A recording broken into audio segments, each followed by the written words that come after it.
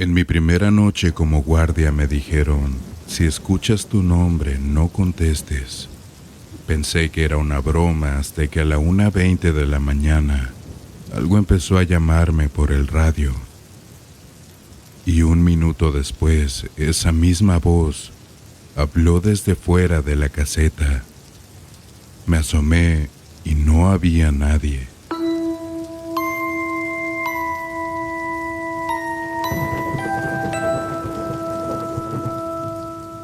Muy buenas noches, bienvenidos a la noche más oscura, tu próximo podcast de terror favorito. Aquí vas a escuchar historias inquietantes, relatos de miedo y experiencias que ocurren cuando el resto del mundo ya está dormido. Y esta noche para comenzar te traigo 3 historias de guardias y veladores que descubrieron que el turno nocturno no es solo cuidar accesos, hacer rondines o vigilar portones cerrados. En algunos lugares la noche guarda cosas que es mejor no encontrar. ¿Qué tal? Me llamo Laura. Y durante mucho tiempo pensé que mi papá exageraba ciertas cosas del turno nocturno para que nosotros no romantizáramos su trabajo. Ya saben, eso de creer que ser guardia de seguridad es solo sentarse en una caseta con café, una televisión pequeña y un radio. No era así. Mi papá trabajó casi 15 años en un recinto fiscalizado a las afueras de la ciudad. Un lugar enorme donde se almacenaban contenedores, refacciones, maquinaria importada y mercancía retenida. De día se veía como cualquier patio logístico, tráileres entrando y saliendo, montacargas, sellos, listas, maniobras. Pero de noche era totalmente diferente. El complejo tenía varias naves, patios numerados y una hilera de andenes de carga en la parte posterior. Más allá de los andenes había una zona cerrada que ya no se usaba desde hacía años. Un patio de maniobras viejo con una caseta de control oxidada, una pluma que nunca levantaron y 3 puertas de carga selladas. Entre ellas la puerta 12. Según decían, esa sección había quedado fuera de operación después de un accidente con un contenedor mal asegurado. Nunca le dieron mucho detalle a mi papá, solo que ya no se utilizaba y que bastaba con vigilar que nadie se metiera. Él conocía el lugar de memoria. Sabía cómo sonaban las cadenas de una lona cuando había viento. Sabía qué focos del perímetro tardaban en encender con un sensor. Sabía que en la nave 3 el techo tronaba a las 2 de la mañana cuando bajaba la temperatura. Y que en el patio sur siempre se oían los perros de un rancho cercano. Por eso, la noche en que todo pasó, se dio cuenta de inmediato de que había algo mal. No porque escuchara un ruido extraño, sino porque empezó a escuchar maniobras donde ya no podían haber maniobras. Fue un jueves, poco después de la 1:30 de la madrugada. Mi papá estaba en el monitor de la caseta revisando cámaras y llenando un reporte cuando oyó por la radio interna el clásico chasquido de frecuencia abierta, como cuando otro guardia va a hablar pero tarda un segundo en hacerlo. Esperó. Entonces una voz masculina dijo: «Recibo puerta 12, ¿descargamos de una vez?». Mi papá pensó que era una broma o interferencia. En ese turno solo estaban él y otro guardia, Ramiro, que hacía rondines del lado frontal. Además, la puerta 12 llevaba años cerrada. Tomó el radio y respondió: «Unidad en caseta, repite identificación». No hubo respuesta, solo estática. Él me dijo después que, aunque no pasó nada todavía, desde ese momento se le hizo un hueco en el estómago, porque esa no era una forma cualquiera de hablar por radio. Era frase de maniobrista, de gente que trabaja en el patio. Y en la noche no había ninguna operación programada. Miró las cámaras.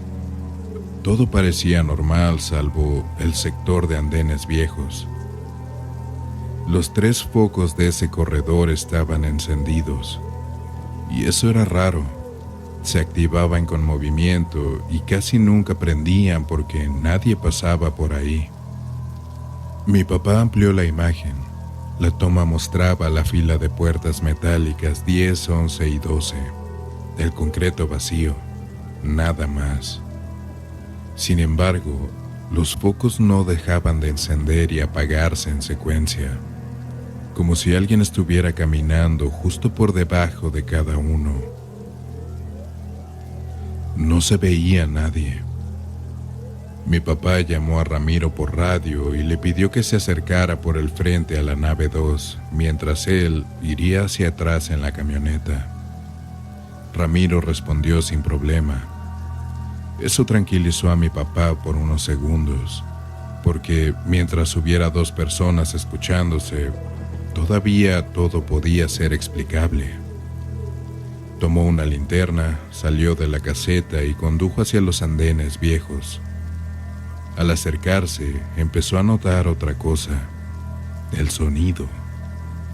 No de pasos, no de un intruso corriendo.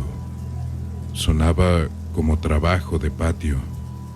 El golpe hueco de una caja acomodada sobre el metal, el chirrido breve de una tarima arrastrándose, una cadena tensándose y soltándose, pequeños ruidos de faena hecho por varias manos que saben exactamente qué hacer. Eso era imposible. Esa parte del recinto no tenía operación, no tenía personal, no tenía tráileres asignados y ni siquiera alumbrado completo. Se bajó de la camioneta unos metros, alumbró hacia la línea de puertas.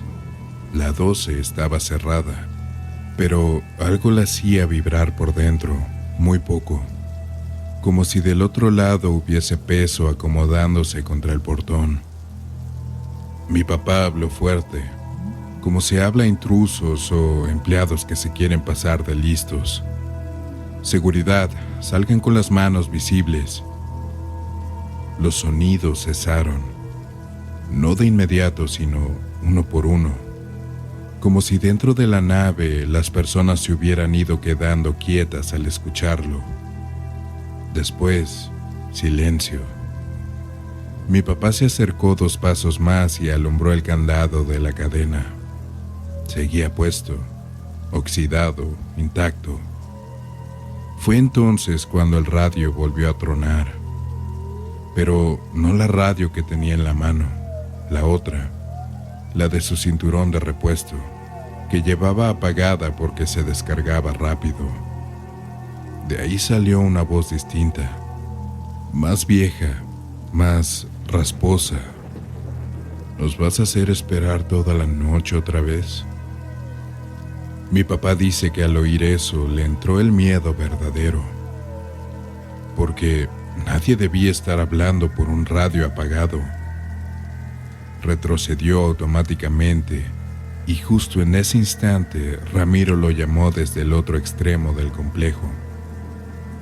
Oye, ¿por qué prendiste los andenes? ¿Hay maniobra? Mi papá respondió que no, que se acercara pero sin apagar las luces. Ramiro tardaría todavía un par de minutos en llegar.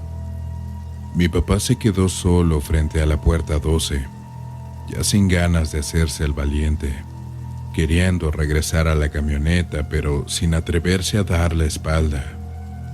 Entonces la vio moverse. Una sombra bajo la puerta, en el espacio angosto entre la lámina y el suelo, donde solo debería verse oscuridad, se cruzó una sombra de piernas, luego otra, luego varias, una tras otra, como si hubiera gente caminando dentro en fila. No corrían, no buscaban salir. Parecía como si estuvieran trabajando. Mi papá alumbró al piso con la linterna, esperando a ver pies, polvo levantado, algo. Nada. Solo el borde de concreto y la línea negra de la rendija.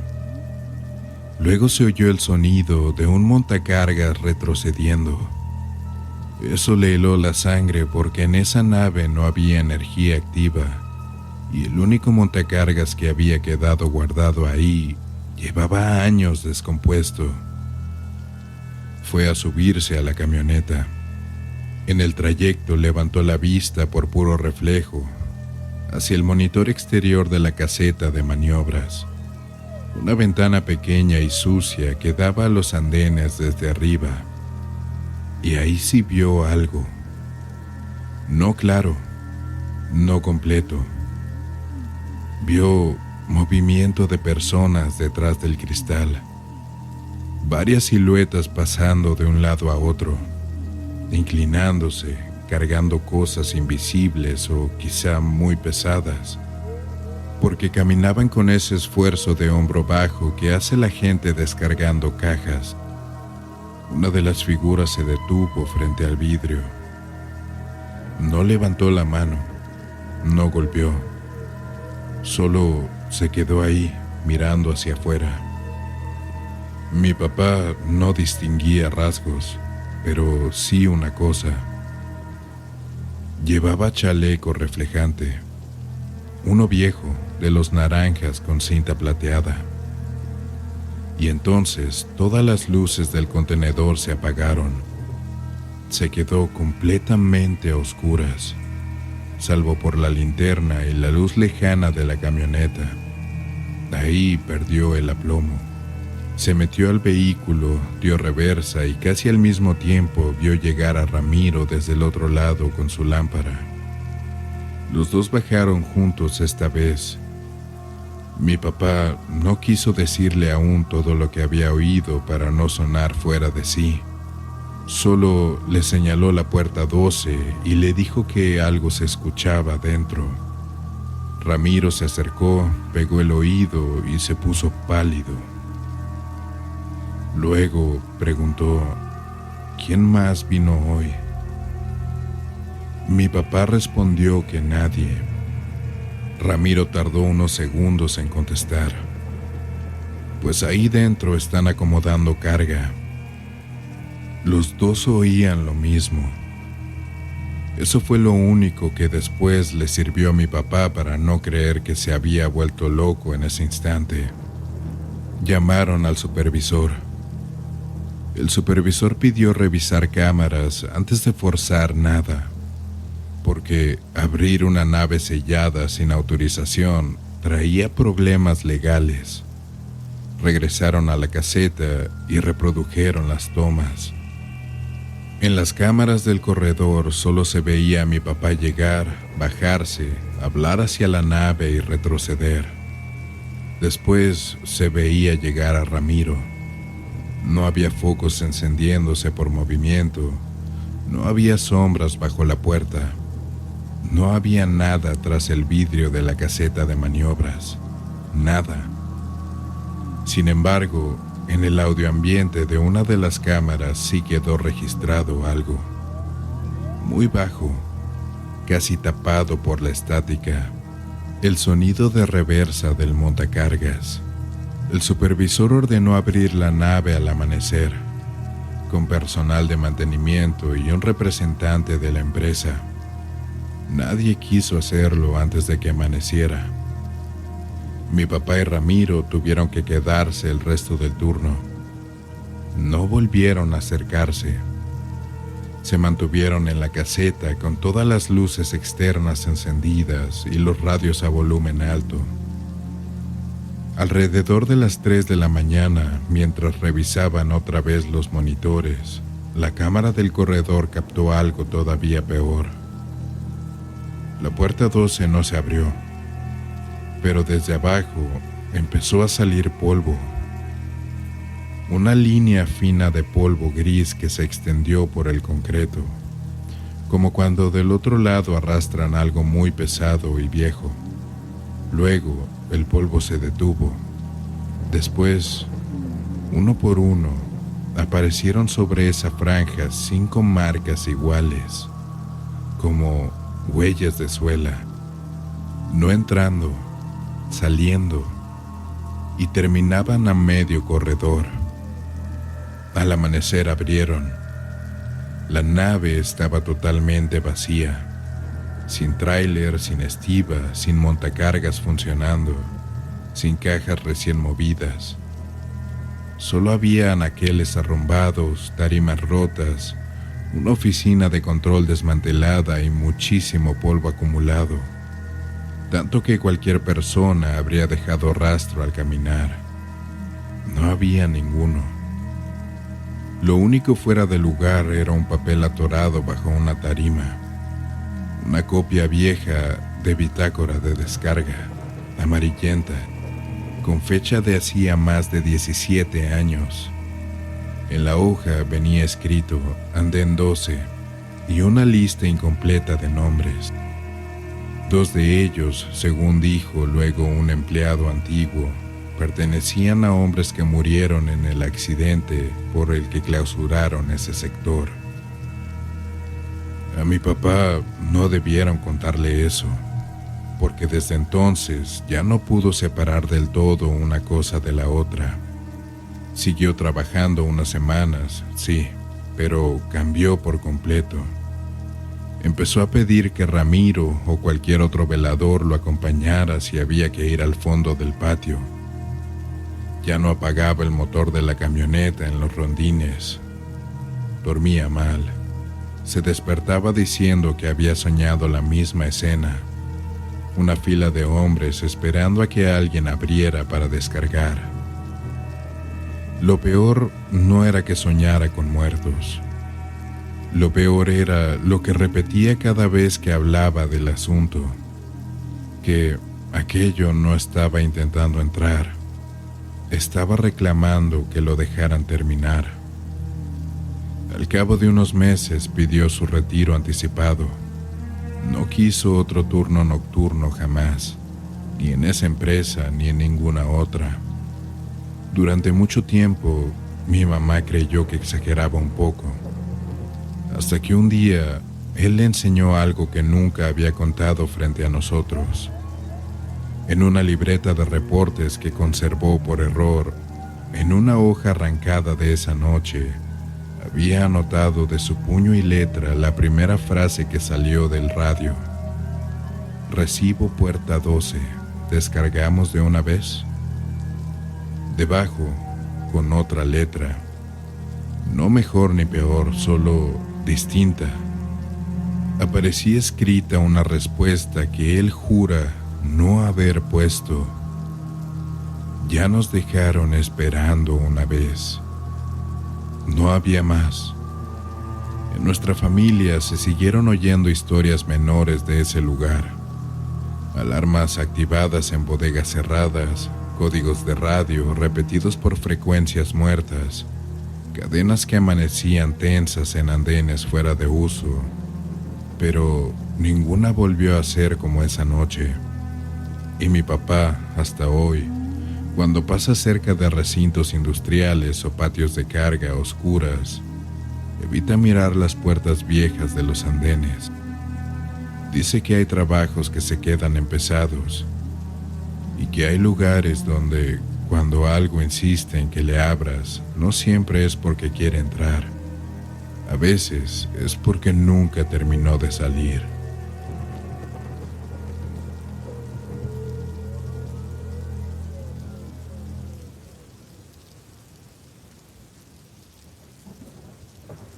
Me llamo Raúl Zamora. Entré a trabajar como velador del Panteón Municipal de San Jerónimo, en un pueblo de Michoacán.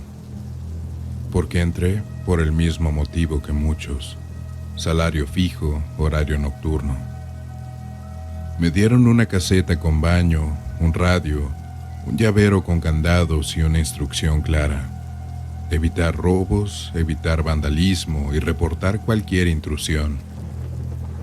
El primer día el encargado del panteón, don Serafín, me explicó lo básico. De día esto es gente llorando, pero de noche es gente robando, me dijo. Se llevan cruces, floreros, placas, hasta barandal si pueden. Me enseñó el perímetro. Barda de piedra, malla en el costado, una entrada principal con portón y una puerta secundaria para la carroza.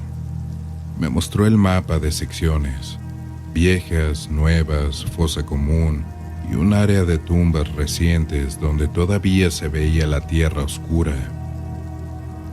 Antes de irse, don Serafín se quedó en silencio un momento, como midiendo si debía decirme algo. Hay un niño, dijo al final.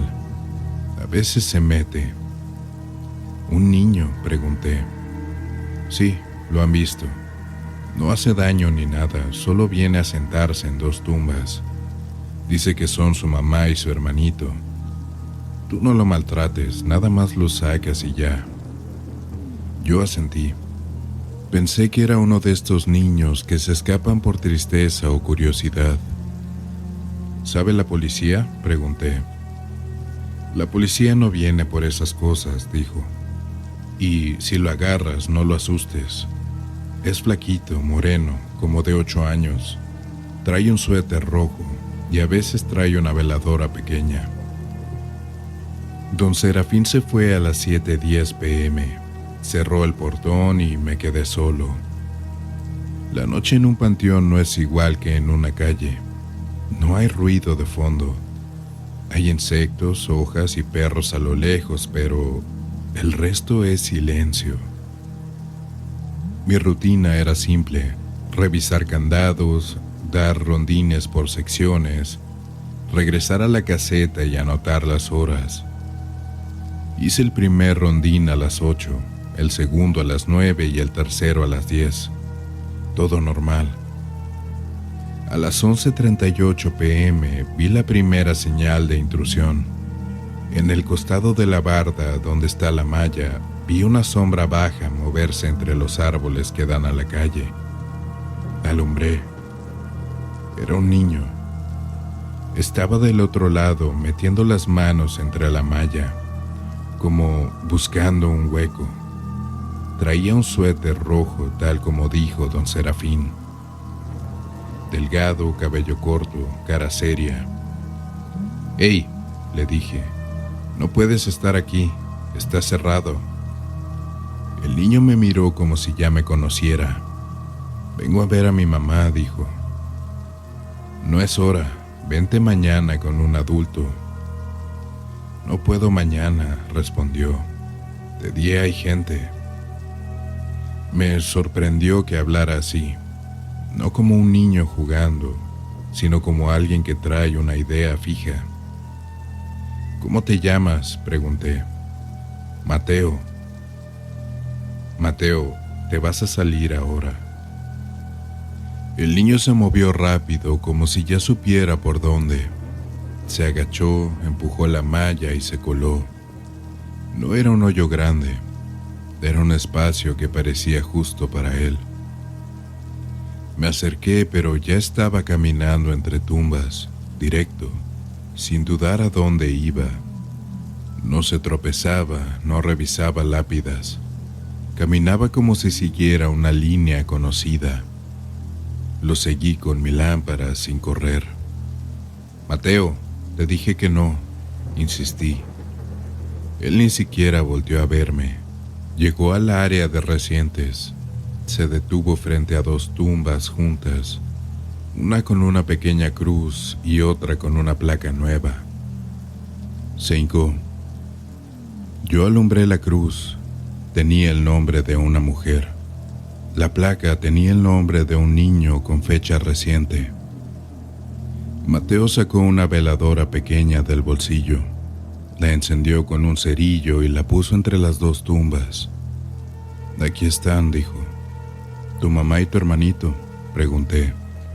Asintió. «¿Y tu papá?», pregunté porque no se me ocurría otra forma de entenderlo.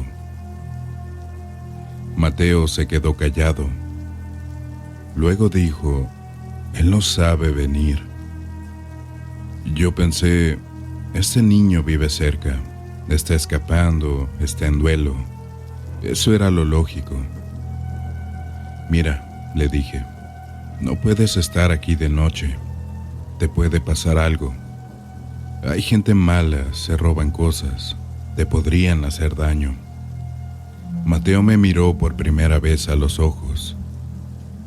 Aquí no me hacen daño, me dijo. Aquí me cuidan. Esa frase me molestó un poco porque sonaba a idea religiosa. Vas a salir conmigo, dije. Te llevo a la puerta y ya. Mateo apagó la veladora con los dedos. No se quemó. La apretó y la apagó como si nada. Luego se paró. Está bien, dijo. Ya las vi. Lo acompañé de regreso a la malla. Lo hice salir por donde entró. El niño desapareció del otro lado, corriendo hacia la oscuridad. Regresé a la caseta y anoté 11:38, intrusión menor. Niño Mateo se retira sin conflicto. A la 1 de la mañana hice otro rondín, normal. Pero a la 1:26 pasó lo que cambió todo. Iba hacia el área de recientes porque vi una luz mínima a lo lejos, como una vela encendida. Pensé, Mateo volvió. Llegué y había una veladora encendida entre las dos tumbas. Yo recordaba haberlo visto apagarla. Alumbré alrededor. No vi a Mateo, solo vi la veladora y las tumbas. Me agaché para apagarla y escuché una voz infantil detrás de mí. No la apagues. Me volteé rápido. Mateo estaba como a 3 metros, parado junto a una tumba vieja en sombra. ¿Cuándo volviste a entrar?, pregunté. Mateo levantó la cara y dijo una frase que no correspondía a lo que yo estaba viviendo. No soy yo el que viene a verlos. Ellos me llaman. ¿Quiénes?, pregunté. Mateo señaló las 2 tumbas. Mi mamá y mi hermanito. Ellos no pueden llamarte, dije, y me arrepentí de haberlo dicho así. Mateo sonrió, pero no fue una sonrisa normal. Fue un gesto breve, como si le diera igual lo que yo pensara. No ellos, dijo. Lo que está con ellos. Me dio un golpe frío en el estómago. Alumbré las tumbas como esperando ver algo. No había nada. La veladora hizo una llama más alta por un segundo. Mateo dio un paso hacia mí. No me sigas, dijo. Tú no puedes estar aquí, respondí. Mateo no discutió. Giró y caminó hacia la parte vieja del panteón, donde las tumbas están más juntas y la vegetación creció más. Yo debía haberlo detenido, pero también pensé, si lo asusto, corre. Si corre, se puede caer o perder. Lo seguí a la distancia. Lo vi detenerse frente a una tumba sin nombre, solo una cruz vieja sin pintura. Se hincó y puso la mano en la tierra. Yo alumbré. En ese punto la tierra estaba removida, húmeda, como si alguien hubiera estado escarbando. ¿Qué haces?, le dije. Mateo no respondió, solo dejó la mano ahí. Entonces escuché otro sonido, una respiración muy cerca del oído. No era viento. Di un paso hacia atrás, alumbré hacia los lados y no había nadie. Mateo levantó la cara. Ya te vio, dijo. ¿Quién me vio?, pregunté. Mateo se levantó despacio.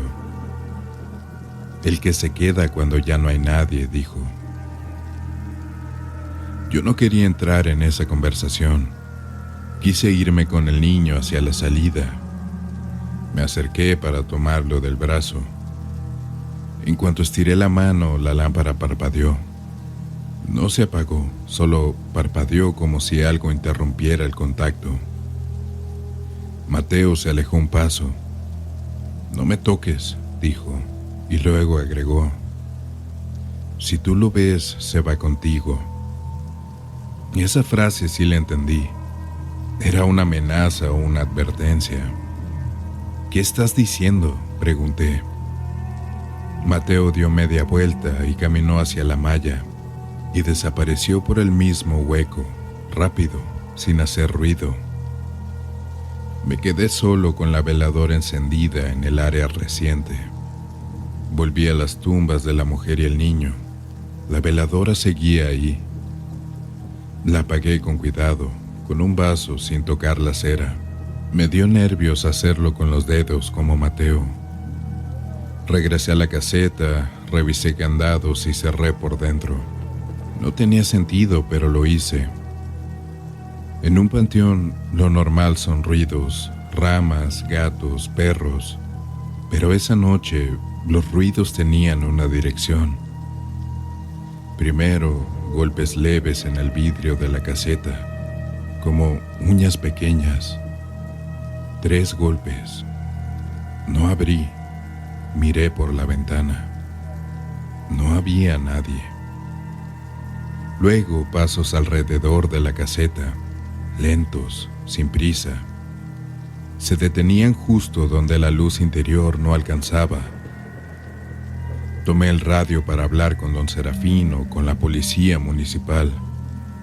El radio solo tenía estática, ningún canal entraba. El teléfono de la caseta, que rara vez funciona, sonó una vez. Contesté por reflejo. No había voz, solo un sonido de respiración, como si alguien estuviera pegado al auricular del otro lado. Colgué. A los 5 segundos volvió a sonar. No contesté. En la tercera llamada escuché algo peor. Mi nombre, susurrado desde afuera, junto a la puerta. No era voz de niño, era voz de adulto, baja, como si alguien hablara sin abrir la boca. Yo no respondí, me quedé quieto, solo miré la puerta. La perilla comenzó a moverse. No giraba por completo. Se movía como cuando alguien prueba si está abierto. Yo puse el seguro extra. La perilla dejó de moverse. Y entonces escuché un sonido que no era de puerta. Un arrastre en el techo de lámina de la caseta, lento, como peso desplazándose. Yo levanté la lámpara y apunté hacia arriba, pero desde adentro no se veía nada. El arrastre se detuvo justo encima de mí. Se oyó una risa infantil breve. No venía de afuera, venía del techo. A esa hora decidí que el problema no era un intruso común. Me obligué a pensar en cosas reales. Borrachos, ladrones, alguien jugando. Pero había 2 cosas que no encajaban. Mateo entraba y salía sin hacer ruido por un hueco muy específico. Y la segunda, Mateo sabía exactamente dónde estaban esas 2 tumbas y dónde estaba la tumba vieja sin nombre. No era un niño improvisando. Salí de la caseta con lámpara y bastón. No quise quedarme encerrado esperando. Tomé la decisión práctica. Dar un rondín completo y ver si había alguien. Caminé hacia el área reciente. La veladora estaba encendida otra vez. Yo la había apagado y dejado cubierta. Ahora estaba destapada y con una llama. Me agaché y vi que el vaso estaba a un lado, en el suelo, acomodado con cuidado, no tirado. Apagué la veladora, me llevé el vaso y lo guardé. Al girar para irme, vi a Mateo a lo lejos, junto a la barda, viéndome. «Mateo», le grité. Mateo no corrió, solo levantó la mano y señaló hacia la sección vieja, como invitándome a mirar. Yo apunté la lámpara hacia donde señalaba. Entre tumbas viejas vi a una figura baja moverse, como un niño agachado. Di 2 pasos y alumbré mejor. No era un niño. Era algo que se desplazaba pegado al suelo, como si no pudiera enderezarse. Y cuando levantó un poco la cabeza, vi lo que me dejó sin reacción. Tenía una cara infantil, sí, pero no correspondía a un cuerpo normal. La piel se veía tensa, húmeda, y los ojos eran demasiado oscuros. No reflejaban la luz como un ojo humano, la absorbían. La figura se metió entre 2 tumbas y desapareció. Mateo seguía ahí, inmóvil, mirándome. Yo fui hacia él con cuidado. «¿Quién eres?», le dije. Mateo bajó la mirada. «Yo no soy el que se mete», dijo. «Yo solo lo traigo». «¿Lo traes a dónde? ¿Qué traes?» «A ellos», respondió. «A mi mamá y a mi hermanito». Yo entendí una cosa simple. Mateo no venía por duelo, venía por obligación. Y lo que lo mandaba era lo que estaba en esas tumbas, o cerca de ellas. «¿Cómo se llamaba tu mamá?», pregunté, señalando la cruz. Mateo miró la cruz un segundo. «No me acuerdo», dijo. Ahí se rompió la lógica. Un niño que dice venir por su mamá y su hermanito no olvida el nombre. «¿Entonces por qué vienes?», pregunté. Mateo levantó la cara serio. «Porque si no vengo, se mete con otros», dijo. «Y si tú no me dejas entrar, se va a meter contigo». Dicho eso, Mateo se dio la vuelta y se fue hacia la malla. Yo intenté seguirlo, pero escuché mi nombre otra vez. Esta vez desde muy cerca, detrás de mí. «¡Raúl!». Me volteé. No vi a nadie. Sentí un olor fuerte, como tierra húmeda recién removida. Miré al piso. La tierra entre 2 tumbas estaba removida como si algo hubiera o estuviera intentando salir. Ahí fue cuando me cayó la realidad. La entidad no necesitaba aparecer completa.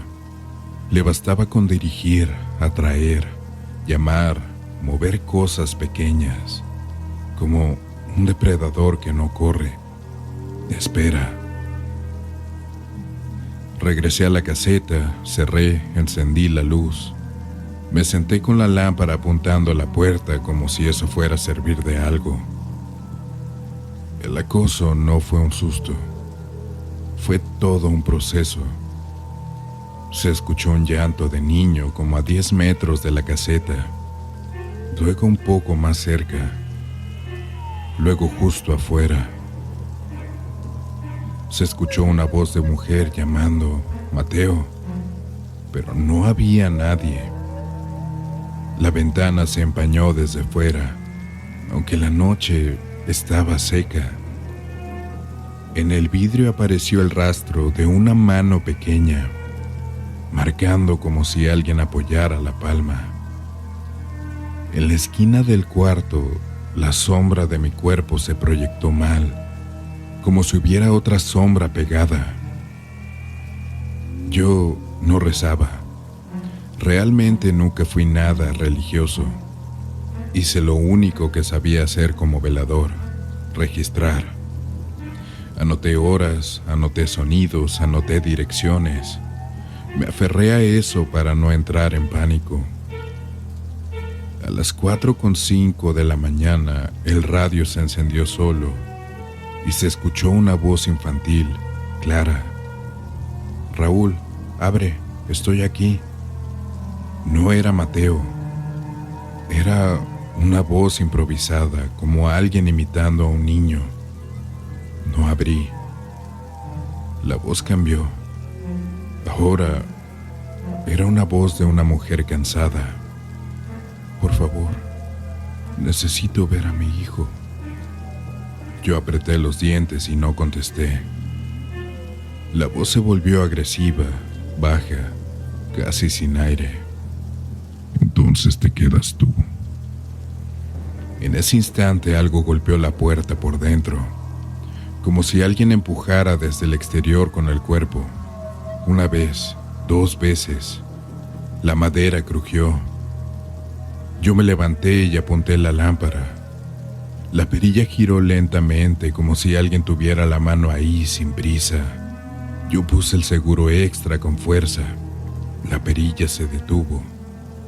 Yo escuché la risa otra vez, más grave, más profunda, casi gutural. Cuando empezó a salir el sol, los ruidos se redujeron. No creo que sea porque se haya ido. Más bien creo que es porque el día trae gente y el panteón cambia. A las 6:10 a.m. llegó don Serafín a abrir el portón. Me vio la cara y no preguntó qué pasó de inmediato. Preguntó otra cosa. «¿Lo viste?» Yo asentí. «No es un niño», le dije. Don Serafín respiró hondo, como si confirmara algo que ya sabía. «A veces usa al niño», dijo. «El niño real también venía antes, se colaba, pero dejó de venir cuando le pegaron un susto. Desde entonces, lo que se quedó aquí empezó a usar su forma». «¿Qué es?», pregunté. Don Serafín no me dio un nombre religioso ni una explicación bonita. «Algo que no quiere estar solo», dijo, «y que se aprovecha del dolor de las tumbas nuevas». Le dije lo de la veladora encendida 2 veces. Le dije lo de la tumba sin nombre. Le dije lo de la marca de mano en el vidrio. Don Serafín solo me miró y dijo: «Hoy, antes de que llegue gente, vamos a tapar ese hueco de la malla, y tú no vuelves a hablarle. Si te vuelve a llamar, no respondas». Yo lo vi arreglar el hueco con alambre y grapas. Lo hizo rápido, con práctica. Antes de irse a su oficina, me dijo algo que no me ayudó mucho, pero era honesto. «No se va por tapar un hueco. Se queda porque ya aprendió tu horario».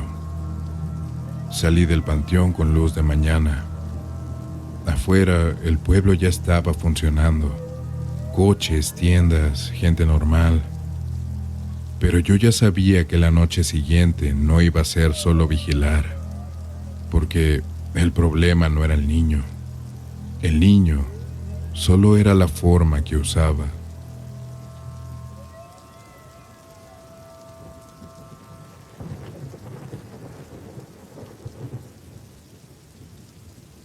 Muy buenas noches, me llamo Emiliano Robles. Esa fue mi primera noche como personal de seguridad en la central de abastos de Santa Lucía. Un pueblo que vive de lo mismo todos los días. Tráileres de madrugada, cajas de jitomate, costales de cebolla y dinero en efectivo. Yo llegué por necesidad. Turno nocturno, pago fijo, sin pedir estudios. Me presenté a las 10:40 p.m. con botas nuevas y una lámpara que compré ese mismo día. Me dijeron que iba a estar con otros veladores, entonces pensé que todo iba a ser rutina. Cerrar accesos, dar rondines, verificar candados y reportar robos. Cuando entré a la caseta de seguridad, había 3 hombres sentados frente a un monitor viejo y una televisión sin volumen. Toño, el jefe en turno, Chava, el más joven, y don Lalo, el más veterano, callado con una libreta llena de apuntes. Toño me vio llegar y no hizo ningún chiste. Eso me llamó la atención porque en trabajos de vigilancia suelen burlarse del nuevo, pero aquí no.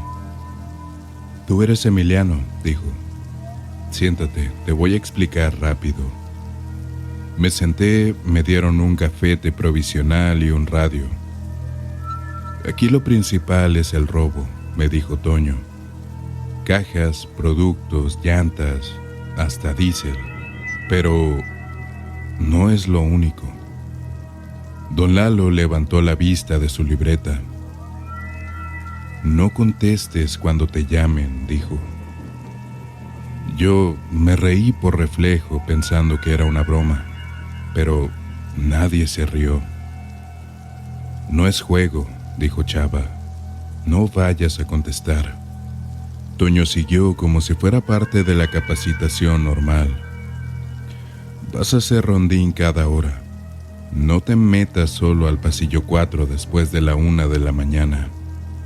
Si ves una cortina arriba que estaba abajo, no la bajes tú solo. Y si oyes pasos en el techo de lámina, no subas. Y si escuchas tu nombre, no vayas a contestar. ¿Qué hay en el pasillo 4? Pregunté. Don Lalo cerró su libreta despacio. Antes era el pasillo de carnes, dijo, pero hace años hubo un problema. Un operador quedó prensado en una rampa. Lo sacaron tarde.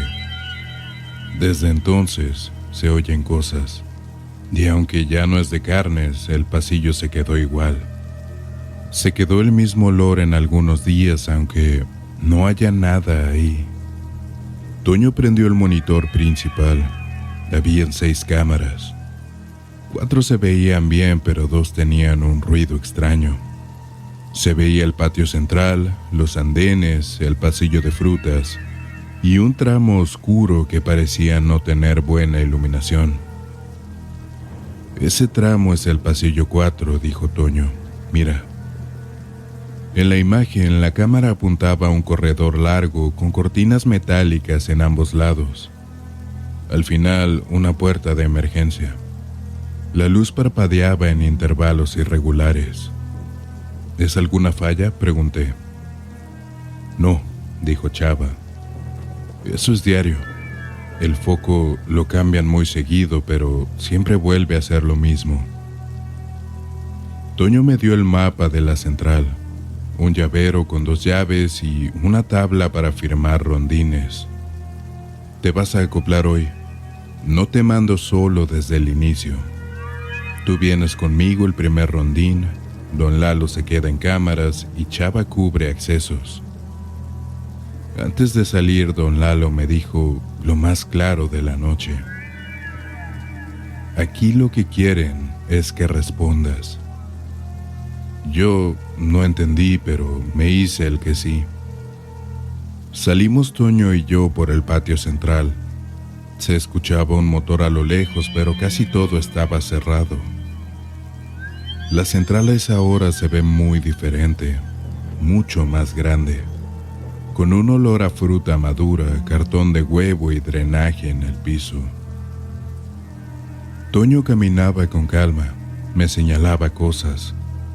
Candado de andén 2 revisado, puerta de administración cerrada, cortina del local 17 abajo, todo bien. Llegamos al pasillo 4 y Toño ni siquiera entró. De aquí no pasamos, dijo. Solo lo vemos desde afuera. Si la puerta de emergencia está cerrada, seguimos. La puerta estaba cerrada, entonces regresamos. ¿Y si pasa un robo ahí?, pregunté. No pasa nada, dijo Toño.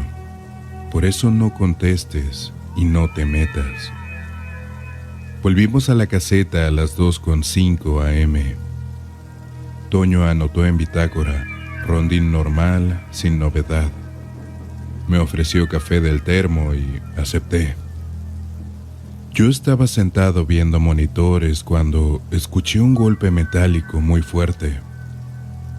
Una cortina bajando. Sonó del lado de los andenes. Chava se levantó. No bajó ninguna, dijo. Toño miró las cámaras. En el andén 3, una cortina metálica se veía a medio cerrar, como si alguien la hubiera soltado a la mitad. Pero el local estaba cerrado desde la tarde. Nadie tenía por qué estar ahí. Toño tomó el radio.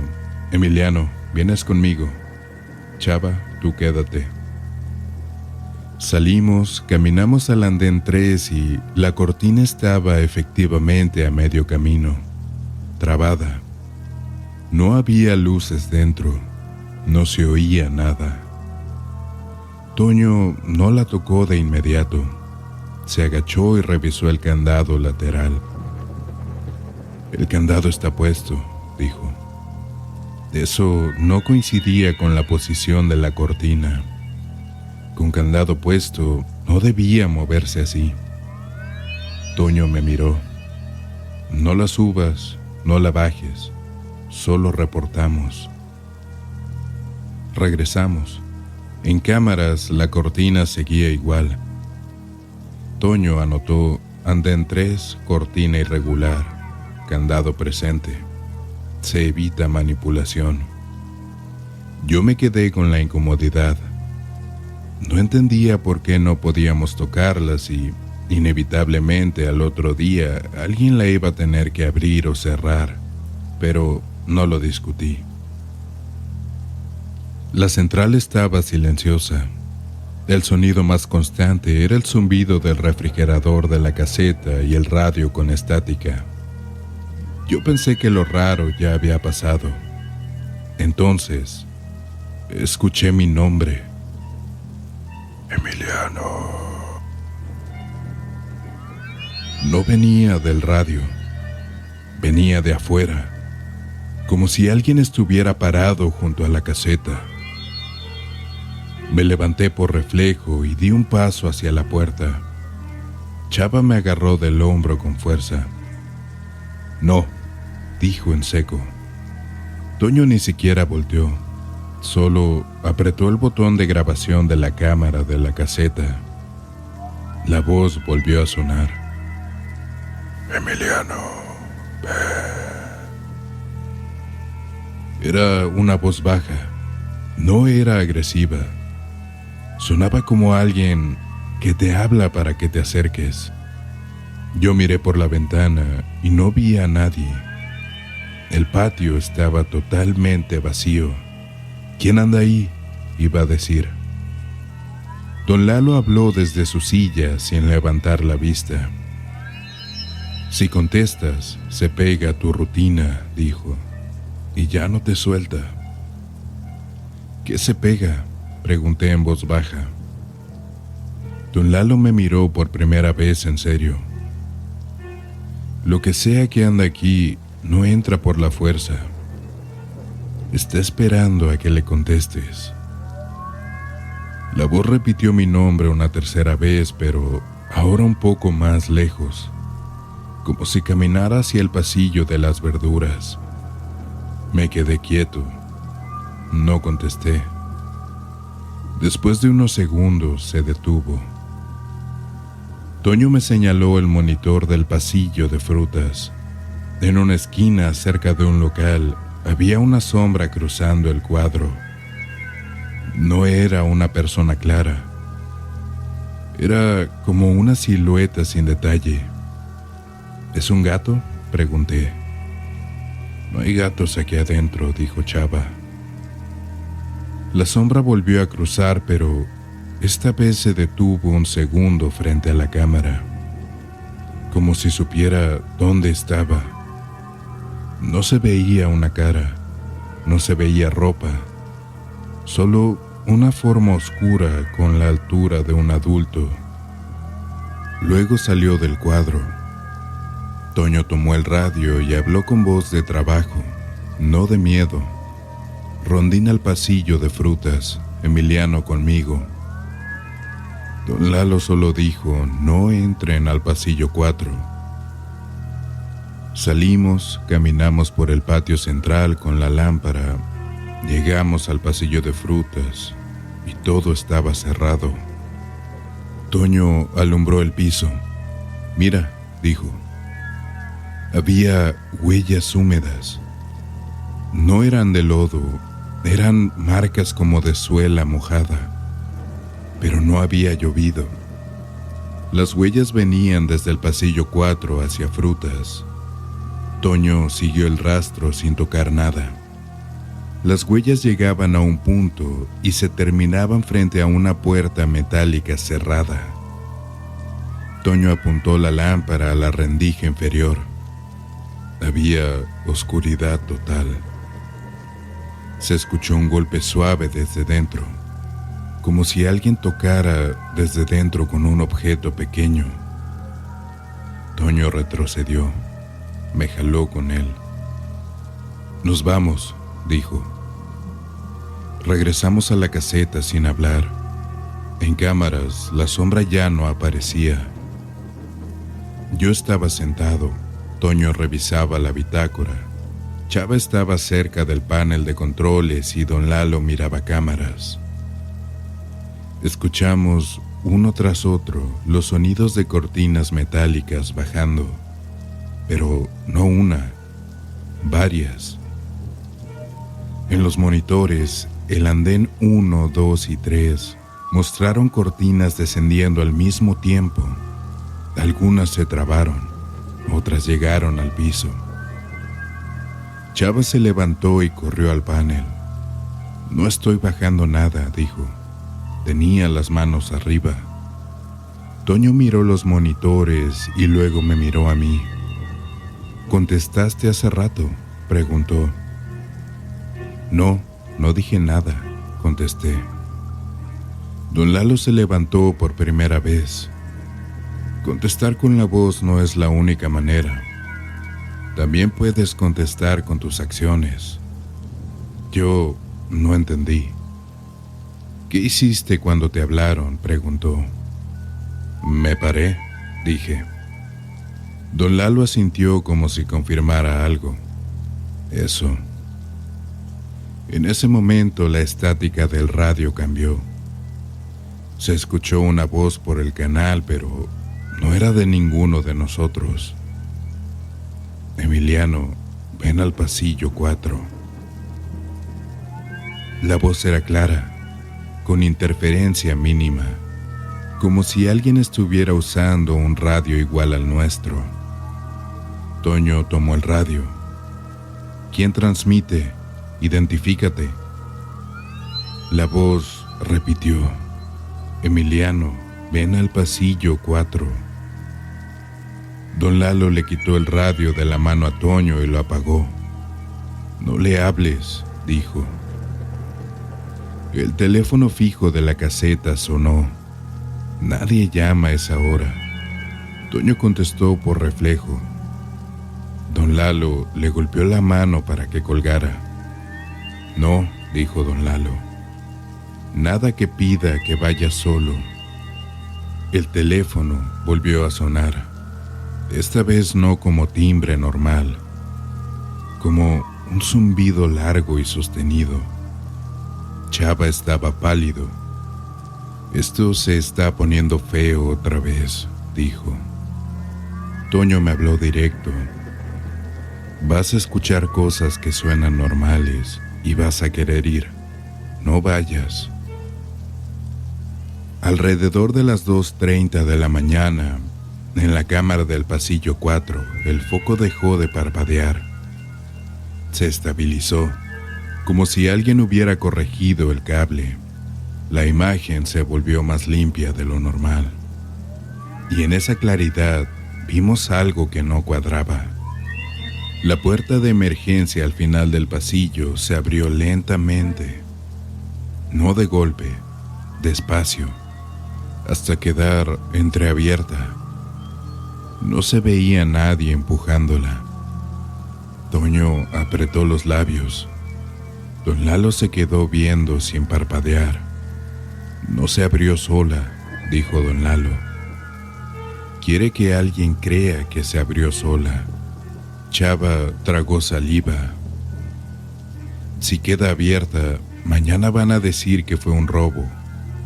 Nos van a culpar. Toño dudó. Esa fue la primera vez que lo vi dudar, porque lo que decía Chava era cierto. Puertas abiertas en la central es problema serio. Vamos los tres, dijo Toño. Nadie se queda solo. Don Lalo negó con la cabeza. Si vas, no llegues al final. Quédate en la entrada y no cruces de la mitad del pasillo. Yo sentí que esa instrucción era muy específica. Salimos los tres con lámparas. Don Lalo se quedó en la caseta viendo cámaras y con un teléfono listo en caso de necesitarlo. Caminamos hacia el pasillo 4. El aire ahí era más frío que en el resto de la central, aunque no había refrigeración. Olía a metal y a agua estancada. Toño se detuvo en la entrada, como dijo don Lalo. Alumbró hacia adentro. La puerta del fondo estaba entreabierta. Se veía una línea de oscuridad. Entonces se oyó un sonido desde el interior del pasillo. No fue un golpe, fue un arrastre leve, como suela en piso mojado. Y luego una voz, esta vez muy cerca, pero sin que viéramos a nadie. Emiliano. No salió de la puerta del fondo, salió del espacio entre una cortina y otra. A la izquierda, como a 3 metros de nosotros. Yo sentí que el cuerpo me iba a responder solo, volteando, buscando. Toño me habló sin mirarme. No te muevas, dijo. Chava empezó a respirar rápido. La voz repitió, Emiliano, aquí. Yo apreté la mandíbula. No contesté. La sombra apareció entonces al final del pasillo, cerca de la puerta. Ahora sí la vimos con lámpara y a simple vista. Una forma oscura, de altura humana, sin rasgos. No caminó hacia nosotros, solo se quedó ahí como esperando. Toño retrocedió un paso sin darle la espalda. Nos vamos, dijo. Y en cuanto dijo eso, todas las cortinas del pasillo 4 vibraron al mismo tiempo, como si alguien hubiera golpeado desde dentro cada una. Sonó una cadena de metales. Chava dio un suspiro, yo di un paso atrás, y entonces la puerta del fondo se cerró de golpe, con fuerza. Toño gritó y nos llevó de regreso. Ya en la caseta, don Lalo nos esperaba con cara seria. ¿Entraron?, preguntó. No cruzamos, dijo Toño. Don Lalo asintió. Bien, hoy ya te midió, me dijo a mí. ¿Quién?, pregunté. Don Lalo no respondió eso, respondió otra cosa. Cuando te hablan con tu voz o con tu nombre, lo que quieren es que el lugar te reconozca. Es como registrarte. Si lo haces, empiezas a ver más, a escuchar más, y luego ya no puedes trabajar aquí sin que te pase seguido. Toño agregó, por eso los nuevos duran poco.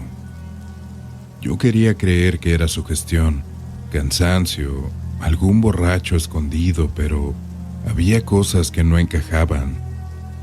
La puerta abriéndose sola, las cortinas bajando sin el panel, la voz en la radio. A las 3:40 AM se calmó, no por completo. Se calmó como se calma un perro que ya te olió y ya sabe dónde estás. A las 4:15 escuché pasos en el techo de lámina sobre la caseta. Toño no se movió. No te vayas a asomar, me dijo anticipándose. A las 5:10 a.m., el radio se encendió solo en el escritorio. Sonó estática y una respiración. Don Lalo lo apagó sin decir nada. A las 6 comenzaron a llegar los primeros camiones. La central empezó a llenarse, con gente y ruido real. Todo eso se diluyó. A las 6:40 llegó el relevo.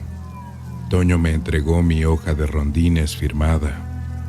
Antes de irse, don Lalo me dio un último consejo. Si vuelves mañana, entra como si fuera tu primera vez, dijo. No actúes como si ya conocieras el lugar. No le des confianza. ¿Y si no vuelvo?, pregunté. Don Lalo se encogió de hombros. También es válido. Salí cuando ya había luz. Miré la central desde afuera, llena de movimiento como cualquier mercado. Pero yo ya sabía que, de noche, no se trataba solo de cuidar robos. Se trata de no responderle a lo que te llame. Si llegaste hasta el final, muchas gracias. Si disfrutas este tipo de contenido, no dudes en darle like y suscribirte. Tenemos muchas historias por contar. Y si te gustaría que tu historia aparezca en algún capítulo, por favor mándala. La información está en la descripción. Esto es La Noche Más Oscura. Nos vemos el próximo video.